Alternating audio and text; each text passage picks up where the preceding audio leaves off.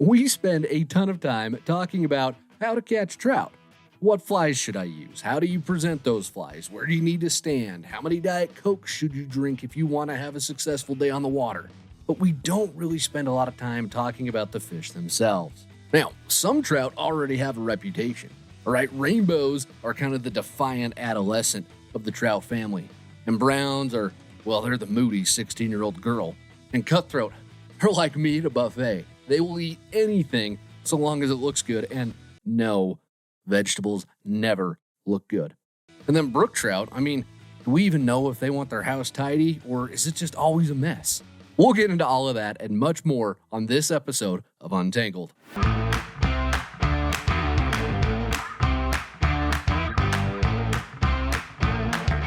This is Untangled, fly fishing for everyone. Presented by Ventures Fly Company. Hey everybody, welcome to it. This is Untangled, and I am your host, Spencer Durant, back at it for what is hopefully yet another week of broadcast excellence. And we are going to be talking about something today that I actually feel like I learned a ton more this week doing this show than I do maybe on some other topics. So it was a lot of fun for me. But like I mentioned in the hook to this show, the focus this week is going to be on how trout behave, where they like to live in a river, and we're also going to explain the why behind all of that, right? That is our guiding principle really here at VFC. It's not just to know, it's not ever just enough to know like, oh, the fish really want to be here.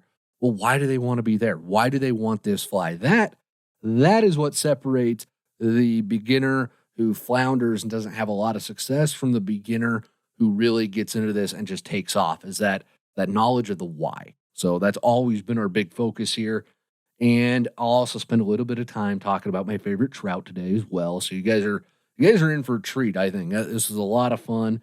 And the topic for this week's show is actually inspired by a question that we got from Jared from Maine. He wrote in a while ago and he said, I have a question that's yet to be featured on the show, as it's one that I feel many don't really think about. While living and fishing on the East Coast, I can only dream of catching the beloved cutthroat trout.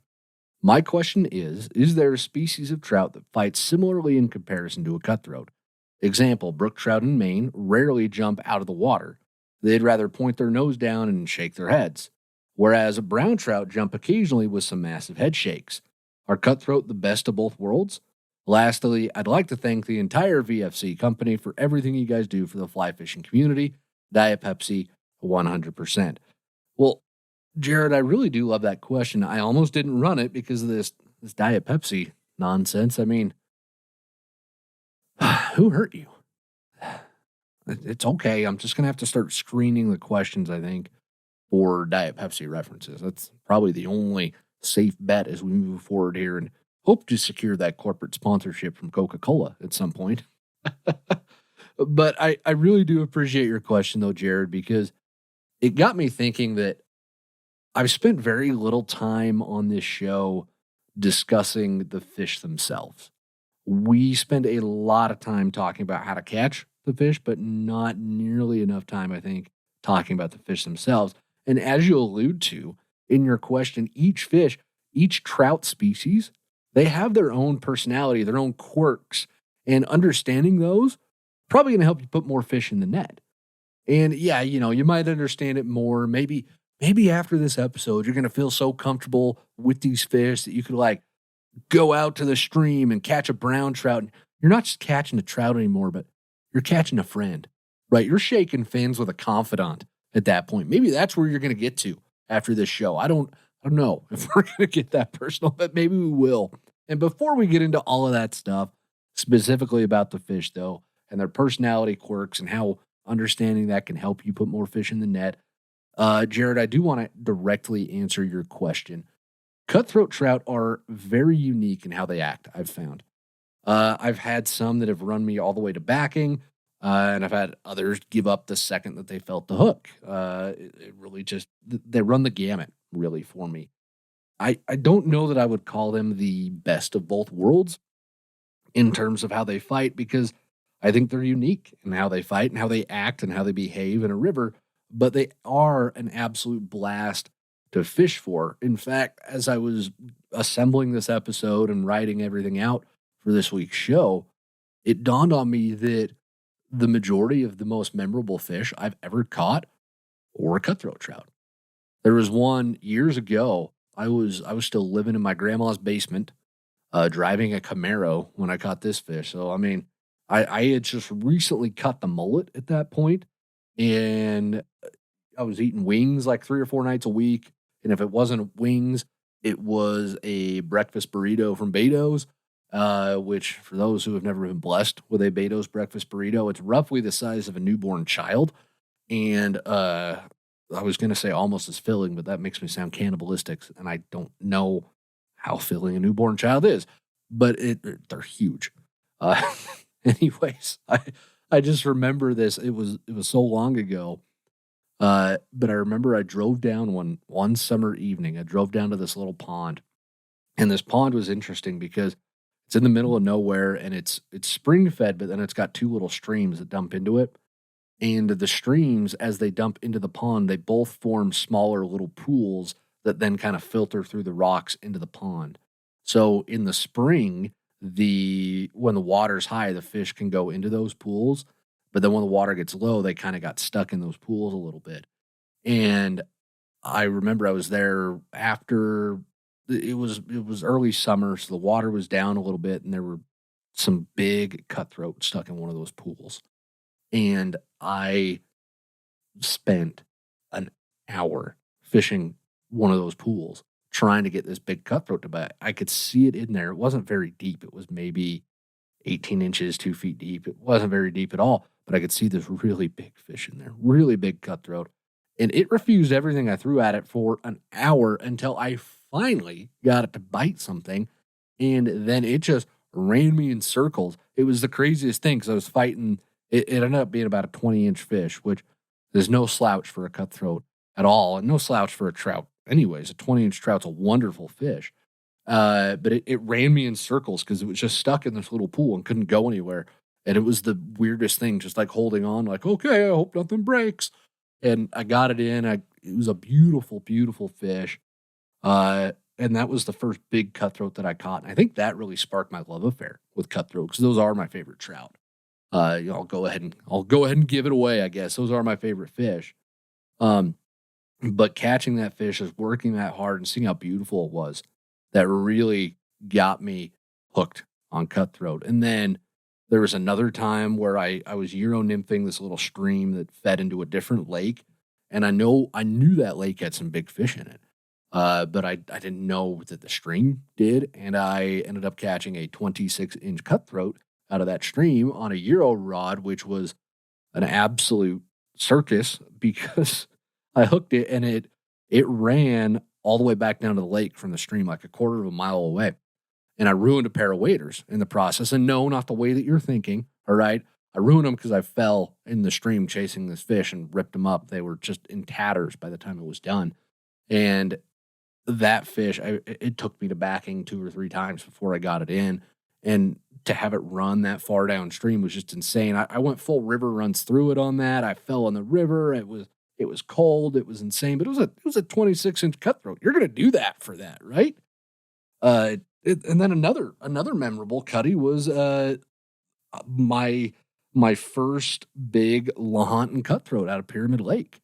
It took me 3 years to catch that fish. I went to Pyramid for 3 years, got skunked on all those trips, and then finally caught, I think it was a 28-inch cutthroat out of there, and that was very redemptive. But cutthroat are so much fun to fish because they've got such a wide variety of personalities, and you can find them in so many different spots. That's kind of why they're my favorite, and I do hesitate to say that they're like the best of both worlds because they are unique in how they act. And kind of circling back all the way to the fish themselves, it's pretty interesting, but you will find that certain fish do prefer one habitat over another.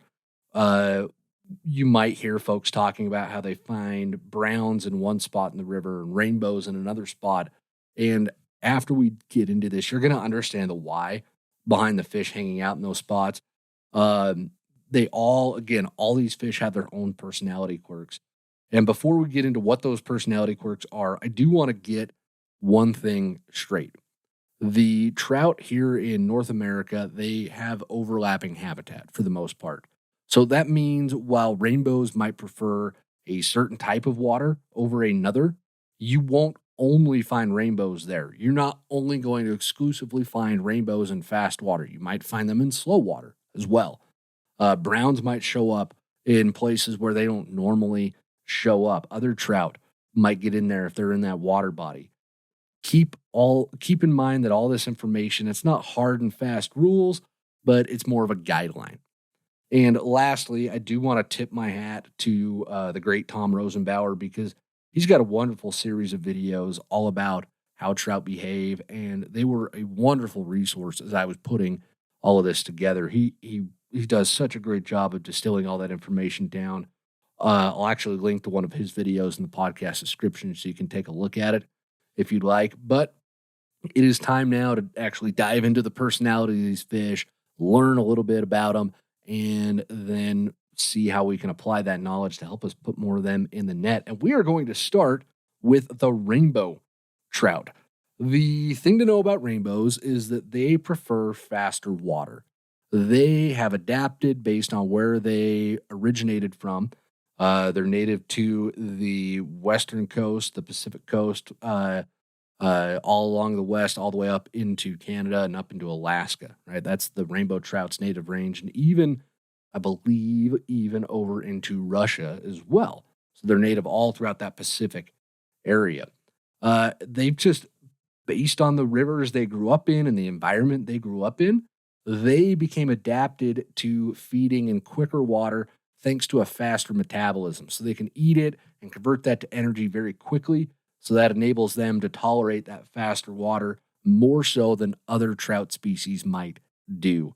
They are very voracious and very opportunistic predators. So rainbows will tend to eat just about anything you throw their way, so long as it's a reasonable facsimile of food and you've got a good drift, right? That's why rainbows can be so easy to catch, because they're voracious predators. They're very good at being predators, and they're going to eat. They will take an opportunity to eat when they get it, just kind of like me. If you give me an opportunity for wings, dadgummit, I'm going to take that. All right. Rainbow trout are known to jump. They're widely known for their acrobatics, but not every rainbow trout will do that. Sometimes they just dig in and they will just sit on the bottom and not move and just kind of bulldog you around. It really just depends. I mean, the rainbow trout on the lower Provo that I grew up fishing so much, the biggest ones that I caught there never jumped. I can never recall those ones jumping. I'm sure rainbows jump on the lower Provo, but the big ones that I've got there have never jumped. They've all just been stuck down on the bottom, not really moving. And my biggest rainbow ever was actually, I was on the Frying Pan in Colorado, and I caught it. It was a 27-incher. I was in the toilet bowl hole, the famous hole on the Frying Pan, and that fish didn't jump either. So while rainbows are known for that, it doesn't mean that they're always going to jump. Now, what does this mean for us in terms of catching more rainbow trout? Well, if you're trying to target rainbows, or you're in a stream system where there's only rainbows or there's predominantly rainbows, focus on the faster water if you're having a hard time finding them, because chances are they're going to be in maybe faster water than where you will find brown trout. And speaking of brown trout, browns, we talk about them. They evolved in these slower, rich waters in Europe. So when we fish for them here, we are more likely to find them in slower water here in America. One thing to remember about brown trout, though, is that they absolutely love structure. That is their favorite thing. They feel the way about structure that I feel about Diet Coke. They want undercut banks. They want root balls. They want sunken logs. Any kind of structure that they can get in and hide behind and feel safe. That is what a brown trout wants. I've actually got an interesting story about that. I was years ago, I think it was 2015, 2014, around there. I was out with a group of biologists from the Utah Division of Wildlife Resources, fisheries biologists, and we were electroshocking a stream to do some sampling. And I was along, I was writing a story about it, and I was along for the ride. And when they electroshock a stream, what they do is they've got these big poles that they stick in the water that send an electric current through, and it stuns the fish temporarily. And they'll float up to the surface, and then you can net them real quick. And you put them into buckets of water, and then we measure those fish.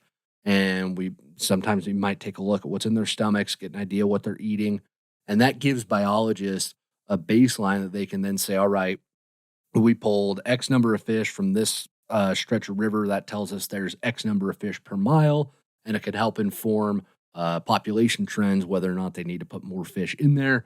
It's a very useful tool for a fisheries biologist. Anyways, we're out electroshocking this little stream in the Uinta Mountains in Utah. And the Uinta Mountains are just like any other of our alpine mountains here in the Rockies. There's a lot of fish in those streams, but they're generally not very big. And we were shocking this section, going through, and I was on net duty. I don't know how I got on net duty, but I was doing my best. And I remember we were going through this section. We didn't get anything. We didn't shock up anything for like 300 or 400 yards, which was really shocking because we'd been pulling fish up before and then it just stopped. And one of the biologists got their electro pole right up by this big root ball. And all I remember is she stuck it in the water, and then I hear a whole bunch of hollering, and I see like this giant chunk of butter. It looked like all the butter my wife uses to make a cake just comes up to the surface, and everybody starts making a giant ruckus. We try to net this fish, and we got it in, and it ended up being a 26-inch, 6-pound brown trout out of this tiny little stream. But where was it? Remember what I told you? It was right by that root ball, right? It was hunkered down by that root ball. It wasn't moving for anything, and it had eaten all the other fish in its little section of river. It's why we didn't spook any up, because there was a giant one that was just moving around eating fish whenever it wanted to. But ever since that really stuck with me, and that is probably the most important thing I think you should take from this little bit about brown trout, is that structure is your best friend when you're fishing for them. So focus on structure. If you're in a river that's got mostly brown trout and you really want to find the biggest ones, focus on the structure, maybe more so than you would with other fish, because the brown trout love it. The other thing that brown trout love is to feed when the light is really low. Tom Rosenbauer talks about this a lot. And this kind of gives them that reputation for being moody a little bit too, because they only like to feed when the light gets really low. But they're selective about feeding. They really will tend to feed only if there's a hatch going on or if there's a lot of bugs moving underneath the water. They're definitely predators. You can definitely elicit a strike. They're very aggressive. You can get them on streamers. But if you're just trying to get them on aquatic insect imitations instead of streamers, you might find that they just don't really eat some days because maybe there's just not enough bugs in there to get them going. That's why they've got that reputation of being moody. You will find that browns tend to jump maybe a bit less than rainbows, but they still certainly jump a ton. I heard somewhere someone said a lot. I remember hearing this when I was growing up, that brown trout don't jump, which is just not true, because I catch brown trout that jump very often. So you'll see that happen. One last thing about brown trout before I move on. I just really want to drive home, like, they can be very mercurial. They can be very, very moody. There's a river that I love to fish out in Oregon that's mostly brown trout. And I've been skunked out there a lot because the fish just weren't doing it. And then I've also had some of the best days of my life fishing out there too. It's been very Jekyll and Hyde out there with those fish. And that's just kind of par for the course with browns. They are very moody. They'll be selective about when they feed. But when you do get into them, it can be some of the best fishing that you will ever find. All right, there's your brown trout. Let's move on to the brookies, which brook trout technically aren't a trout. They're a member of the char family, but they're like a trout's cousin. So we just call them trout. They look like a trout. They behave like a trout. So we're going to call them a trout. The thing to remember with brook trout is that they want to be in faster water, but they also want to be close to cover. So they want to be like in the main current, tucked up right against a rock. That is where the brook trout love to hang out. What's really interesting about the brookies, though, is that they evolved in water that is naturally less fertile. So they position themselves in places to take the best advantage of drifting food. That's why they want to be in that faster water, because that's where the most drifting food is going to be. And they want to hang out there. So they've evolved to handle that really well. They're adapted to very cold, infertile waters where other trout can't survive. They can survive on a little bit less food than other trout because that's just how the brook trout evolved. They're the most opportunistic feeders of all, even more so than cutthroat because of where they evolved, right? Think about that historic range of the brook trout for a minute. It's the eastern United States and up into Labrador and Newfoundland. That's the brook trout's range. Those high mountain streams in the Appalachians, they're not as full of bug life as some of the other streams out in that region of the area. And if you go further north, up into Newfoundland and Labrador, the growing season's so short that the fish really have to take advantage of just about every food item that comes their way. They can't afford to let anything go past them, so they have to be opportunistic feeders. That is what makes them so well suited to the high mountain lakes and streams here in the Rockies, though, because these streams are a little bit more fertile, but they can handle those lakes that maybe don't have as much bug life in them. The brook trout are really interesting. So if you're fishing for them in streams, remember they want to be where there's current and cover. They want both. And they're going to be in faster water than other fish might be. And now we have arrived at my favorite, the cutthroat trout. Cutthroat, they will behave similarly to browns because they do like that slower water. They also really want cover. I think that's due. I don't have anything to really back this up, but cutthroat to me seem like they can be a little bit more wary of overhead predators. So they do want that cover. What's interesting about cutthroat, though, is, and I've seen this myself, is they will feed in much shallower water than other trout species will. They're much more willing to feed in that shallow water. They'll be in tiny, skinny riffles during a hatch if there's enough bugs to get them in there. And cutthroat are very surface oriented. They love to eat dry flies, maybe a little bit more than nymphs. A lot of that really has to do with the fact that, again, think about the situation in which cutthroat evolved, right? They're not dumb because they eat so many dry flies. Folks have often labeled them as dumb. Oh, it's so easy to catch a cutthroat. Well, no, they're not dumb. They're opportunistic because they evolved in these high mountain streams here in the Rockies and throughout the western part of the United States, where, again, the growing season in that area is short. And when they have grasshoppers that blow into the water or big stoneflies or just any big dry fly that comes up on top, that's a pretty significant meal for them. So they're going to go up and eat that, and they're going to gorge themselves on that as often as they can because they're trying to pack the pounds on in their shorter growing season. They don't have the advantage of living in water that maybe has a longer growing season where there's a longer period of hatches the way that browns or rainbow trout do, right? The cutthroat have to take more advantage of it. They have to be a little bit more opportunistic, and that's why they can be so surface oriented. Now, I mentioned this earlier when I was telling all my cutthroat stories, but what I really, really love about the cutthroat is they've got so much personality to them. They will change based on where they're at and how much pressure they get. They can be some of the toughest fish to catch. There's a little stream not too far from me here in my corner of Wyoming that's all cutthroat trout. And it's a spring creek, crystal clear water. It gets a pretty good amount of pressure.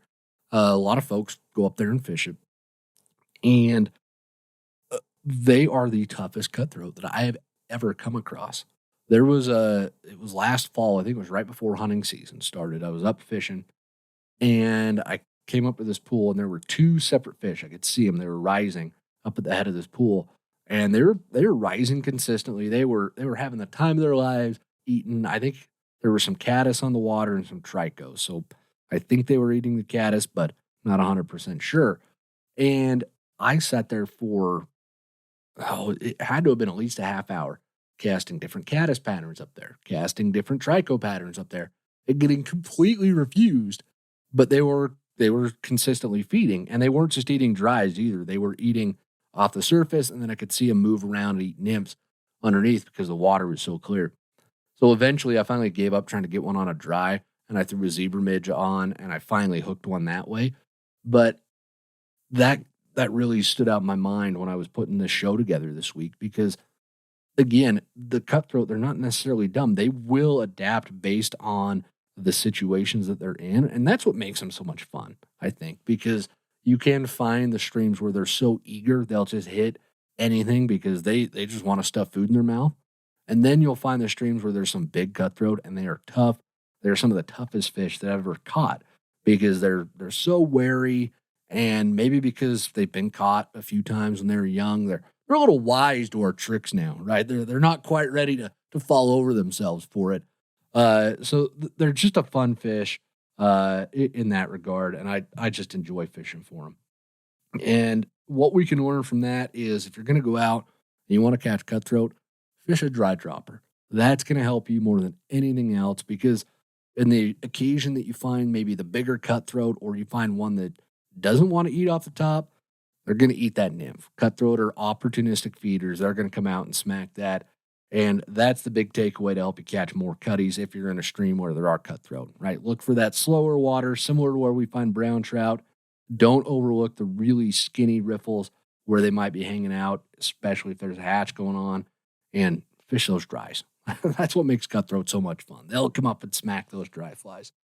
Well, and hopefully learning the little personalities of these trout will help you be able to make better decisions when you're out on the water in terms of being able to catch them, maybe putting a few more in the net.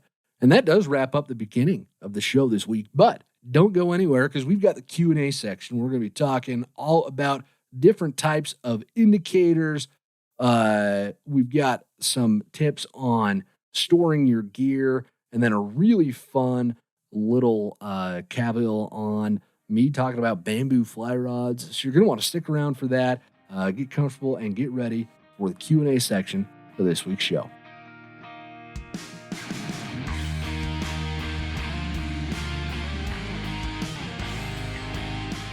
Alec from West Virginia is going to lead us off this week on the Q&A section. He writes in and says, there are many different strike indicators on the market. Do different indicators work better in different sized bodies of water or situations such as speed of water? Also, as a beginner, what flies for trout would you consider must-haves? I've learned so much from the podcast and YouTube videos, and they are very interesting. You guys are great. Alec, great questions. Thank you for taking the time to write in, and thank you for the kind words. I really do appreciate those. Generally speaking, the larger the indicator that you're using, the bigger flies or heavier rigs that indicator is going to support. If I'm fishing a really big crawdad nymph and a heavy stonefly nymph together, and I've even got some weight on those, and I'm trying to get them down really deep, then I want a large indicator because that's a lot of weight to support. I need a large indicator to keep those flies moving at the right depth. But on the flip side, if I am fishing a smaller nymph rig, maybe like in a high mountain stream, a smaller indicator that makes less of a splash on the water might be a better option for me. So it's less about the type of water that you're fishing and more the size of flies that you're fishing. You do have generally three types of indicators. You've got the thingamabobber style that just attaches to your fly line with a loop. Then you've got the airlock style that clamp onto your fly line and then they screw in place. And then you've also got the yarn or foam indicators. I personally don't like the yarn indicators because I found they don't float as long as I'd like, but they are really spectacular if you're on really clear water or you're fishing to very spooky fish or both. I was actually talking with Alex about this topic today as well, and he mentioned that it's really important for beginners to understand just how detrimental the wrong indicator choice can be, because if you pick that big thingamabobber and you throw it out there and it's a really big one, it can cause an enormous ruckus on slow moving or shallow water, and it can spook a lot of the fish. Alex was telling me he lived in Colorado for a little bit, and when he would fish out there, he mostly saw folks using those yarn style indicators because they're so much more forgiving when they land on the water than thingamabobbers are. And the fish in Colorado have a reputation in a lot of places for being very, very picky and very spooky. So you had to get as light of a touch as possible. So he would fish those yarn indicators often. Now, I would also like to remind you as well that you can just use a big dry fly as an indicator, which I do like 90% of the time. It's fantastic. Just a big chubby Chernobyl up top. Because then when you do get fish that want to eat a dry fly, boom, you've got food for them. You're hitting the best of both worlds. That is the way you want to do it, in my opinion. All right. But when I do have to use an indicator, my personal favorite is the airlock style because it always stays in place and it doesn't move around unless I adjust it. The only issue, the only drawback to a thingamabobber is that they will slide around on your tippet sometimes. It really doesn't matter which of those you pick, so long as you pick one that is big enough to support the weight of your rig beneath it, but still be light enough to show you when fish are eating the nymph. Let me tell you all a little story related to this. Just this past Sunday, I was out, got up, went to church with my wife. She wanted her Sunday nap, and I said, well, I'm going fishing because it was beautiful weather. It was like 75. So I get out, and the river was already turning muddy, but it wasn't high yet. So I was like, well, I'm still going to fish. And because you can fish muddy water, you can fish runoff. You just have to focus on the slower bits of water. But I threw some, I was going to fish a dry dropper, but I threw it out there and it just wasn't working. I just wasn't getting the right presentation. I wasn't getting down deep enough. So I took the dry dropper off. I threw on one of those airlock indicators, but all I had with me were some of the bigger ones. And I was up on this section of creek where the fish, they're really not that big. I probably should have been using a smaller one because the bites were so subtle that I was missing a couple of the bites because my indicator was just a bit too big for how deep I was and how light the flies were that I was using. So that does play a role into it as well because the bigger the indicator, sometimes the less feedback you're going to get from it.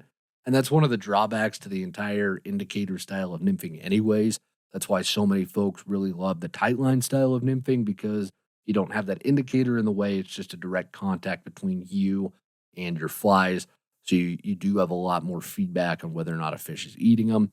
And that's one of the big selling points of that tight line style of nymphing. So hopefully that answers your indicator questions. But as for your second question, I'm going to do a longer episode on that topic next week, actually. All right.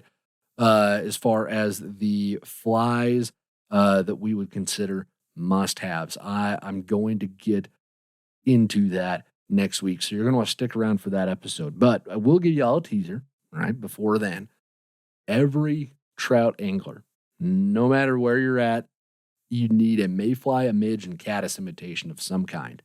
No matter where you fish, you want imitations of each life cycle stage of those aquatic insects. You've got those, you've got like 95% of your bases covered. Again, stay tuned for next week's episode, and I'll go into that topic in depth. Jack from Australia has got our next question. He writes in and says, "G'day, mate." And he literally spelled it g'day, which is great. I love being able to say that. G'day, mate. Recently got into fly fishing and love your podcast. I'm up to episode 10, so hopefully this isn't a repeat question. Around me is primarily still freshwater lakes and ponds, and I'm having an absolute blast on the water. I'm wanting to know if you think there's any maintenance and care for my reel/rods that I need to be doing. Anything that needs to be done before storing it for long periods or after getting it out of the water. Keep up the great work. Love your enthusiasm. Well, Jack, thank you for the question and thanks for listening. Man, it's cool to have listeners from across the world. That's one of those moments where I'm like, oh, yeah, people actually listen to me. Like, it's just a weird thing to have happen because, I sit here in my podcast studio/guest room, and sometimes I forget that people actually listen to this stuff. So it's really cool to hear that. I appreciate it. I shared this story I'm about to share with you on episode 70 of the podcast, which I'll link in the podcast description for you, but I'm going to share it again because it is the number one piece of advice about storing gear that I have, and it is to never store your fly rod wet. Don't do it. I stored one of my favorite rods wet, and I completely ruined the butt section of the rod because it went into the rod sock wet. I put it into the rod tube wet, and all that water, it got underneath all the thread wraps, mildewed the thread wraps. It worked its way through the varnish on the reel seat. It actually swelled the wood up on the reel seat to the point where the ring wouldn't move up and down. And then when I went to try and clean it up a little bit, it had actually eaten away at the epoxy coating. So when I wiped it away on the rod inscription, like the epoxy coating came with it. So it was really just awful and sad. And that rod is getting fixed right now. It is April. I want to be fishing that rod. It's the worst time to have that happen. Yeah, so that's the number one thing. You do not want to put your rod away wet because you don't want to have what happened to me happen to you, right? Other than that, rods don't need really any maintenance, which is fantastic. You can clean the cork if you want, but you don't have to. That's not going to impact how the rod fishes or not. The only rods that need actual maintenance are going to be bamboo rods, but the folks who buy those tend to know those maintenance requirements, so I'm not really going to dive into that here. As far as your fly line, definitely clean it. Aim for like twice a year. But if you get it really dirty, like if you spend all day, you're on this sandy beach or something, and since you're fishing lakes and ponds, as you mentioned, your fly line might spend a lot of time laying in the sand.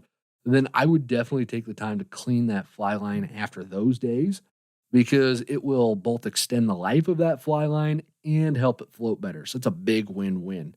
And shoot, I was even talking to a buddy of mine recently. He works for a fly rod company, and he told me that when he's test casting his prototype rods, he can actually tell the difference between casting with a dirty line versus casting with a clean line, which blew me away. I didn't know that you could tell a difference like that, but apparently he can. But that also reinforces this notion that it is very important to have clean fly line. You want that as clean as you possibly can.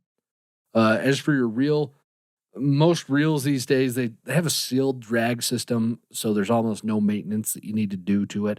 All a sealed drag means is that the drag, so the mechanism that slows the spool down and provides resistance, it's completely sealed up. So you can't get water, dirt, you can't get wing sauce in there. So you really don't need to worry. It never hurts to rinse the reel off in clean water, though, especially if you're fishing a lake that's really salty.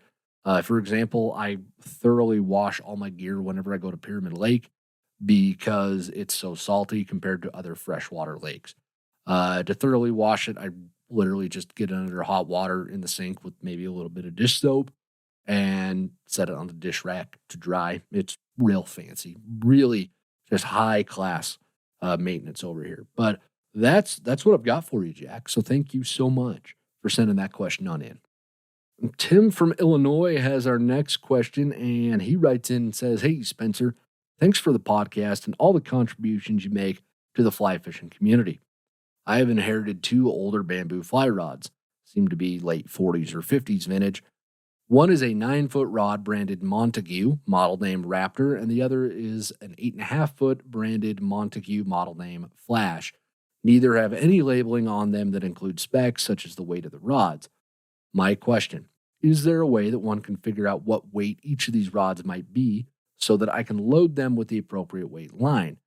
Similarly, I've come across a couple of generic fly lines, definitely not antique. One appears slightly thicker than the other, and both are in good shape and appear to be usable. Again, the issue here is knowing what weight each of these fly lines may be, as there doesn't seem to be any identifiers. Are there any tricks to determine what the weights of those lines may be? Thanks, and keep up the good work." Tim, thank you.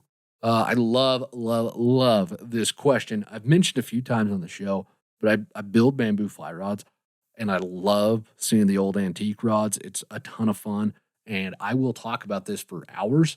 Alex has had to tell me multiple times that no, we're not doing a 5-part podcast series on bamboo rods. We want to keep the listeners that we have.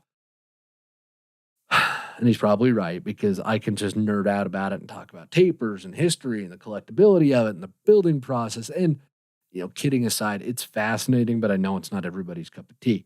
Uh, so I really do appreciate, Tim, the opportunity to indulge my bamboo sensitivities at the moment. But before I talk about your fly rods, I am going to talk about your fly line question first. Want to answer that.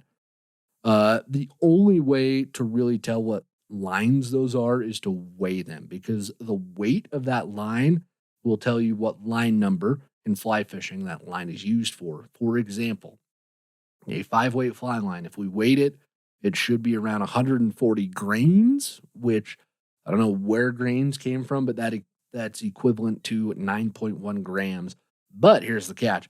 That's only for the first 30 feet of a line. So the first 30 feet need to conform to that. After that, it doesn't matter how much it weighs. As long as the first 30 feet are 140 grains, that is a 5 weight fly line. So if you can just weigh the first 30 feet of those lines that you found and find a scale that'll do it in grams, or maybe you can convert from ounces to grams or whatnot, then you can get a good idea of the weight of those fly lines. It'll give you a good ballpark. I don't know if scales are sensitive enough for fly line like that. I'll also stick a link to the line standards guide in the podcast description for you to do that. The American Fly Fishing Trade Association, they're also called AFTA, is their acronym. They're the ones who set all of the standards for fly line. So if it meets the AFTA standard for a 5 weight, you'll see what that weight is. And I'll put that chart in the podcast description for you as well. Now, let's talk bamboo rods, okay? Oh, I'm getting excited. You mentioned that these rods are Montague rods. Well, Montague was actually the world's largest builder of bamboo fly rods until they closed in the 1950s. So there are tons of these Montagues out on the market. And Montague focused on building rods that working class folks could afford. These were rods for blue collar folks, and they built trolling rods, they built boat rods, they built I think they built surf rods, and then they built fly rods. But their idea was we want to get split cane rods out to as many people as we can, and we want folks to be able to afford them. They're certainly serviceable rods. There's nothing wrong with them, but they're not collectibles in the way that something from like Everett Garrison, who's arguably the greatest rod builder ever, or Jim Payne could be. So that's a little bit of background there on Montague rods for you. Now, as far as I know, Montague never built a rod named the Raptor. The closest they made was a model called the Rapidian, which at the 9 foot length that you described was probably a 7 weight. Most older 9 foot fly rods that I've come across, 9 foot bamboo rods, were 6 or 7 weight rods, unless they were built for salmon or spade casting. And if that's the case, they'll have much longer grips. You'll be able to tell. I've seen a few 9 foot 5 weights out there in bamboo, but I've seen a lot more 6 and 7s. And with the history of the Montague Rod Company, I would imagine that 9 footer is probably a 6 or a 7 weight. So I would stick the 6 or a 7 weight on there. Now, things get really interesting when we talk about the right fly line to use on these rods, because back in the day, before AFTA came on the scene and standardized line weights, we used to classify fly lines based on their diameter. There's an old system out there that classified fly lines this way, and it is incredibly confusing. They also classified lines by whether they were a double taper or a weight forward. So, for an example, a rod that was marked HEH meant it was a 5 weight rod for a double taper line. HEG meant 5 weight for a weight forward line, and you had to remember these things. It didn't just say 5 weight, it would say HEG or HEH or HDH. Sometimes they'd be rated for multiple line weights. It's really confusing. There are a ton of charts on the internet. If you're interested in that stuff, you can go dig those up for yourself. So if your Montague Flash, the one that you talked about, has a series of those letters on it somewhere, that can tell you exactly what line it throws. But based on what a majority of 8 foot 6 inch rods were back then, I would probably guess that one's a 6 weight. So you probably have one 7 weight and one 6 weight. That would be my guess. And with that, folks, we have come to the end of yet another wonderful episode of Untangled. Thank you so much for taking the time to be with me this week. I don't take it lightly that folks listen to the show. I think it's awesome. I'm humbled by it. I'm humbled by the fact that folks enjoy it. And it's exciting. I love that we get to do this, and we're building this community of folks who just want to show up, talk shop about fly fishing, and have some fun with it, right? At the end of the day, that's why we do this. It's fun. So let's have fun with it. Now, in that vein, if you have a question about fly fishing that you would like answered on the show, please do not hesitate to send those in. There's always a link in the podcast description. You click on that, send your questions in. Those questions are what makes the show go round, right? I answer your questions. That's where we get all the ideas for every episode of the show. So I always need more questions from y'all. I really appreciate it. And hey, it's spring. Get out on the water, get into some fish. And until next week, tight lines, everybody.